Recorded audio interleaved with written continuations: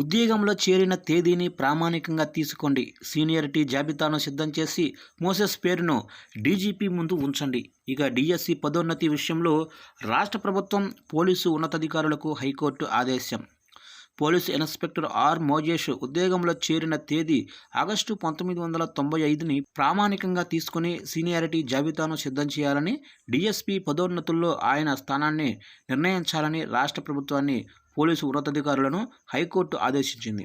2017 సెప్టెంబర్లో హైకోర్టు ఇచ్చిన తీర్పు 2018లో ప్రభుత్వం జారీ చేసిన జీవో 153కు అనుగుణంగా ఇన్స్పెక్టర్ నుంచి డీఎస్పీ పదోన్నతి కల్పించే విషయంలో పిటిషనర్ పేరును డిపార్ట్మెంటల్ ప్రమోషన్ కమిటీ (డీపీసీ) ముందు ఉంచాలని స్పష్టం చేసింది. ఉద్యోగంలో చేరిన తేదీని ప్రామాణికంగా తీసుకొని సీనియారిటీ జాబితాను తయారు చేయాలని కోరుతూ మోసెస్ సమర్పించిన వినతిని తిరస్కరిస్తూ ఏలూరు రేంజ్ డీఐజీ 2021 ఫిబ్రవరిలో ఇచ్చిన ఉత్తర్వులను రద్దు చేసింది.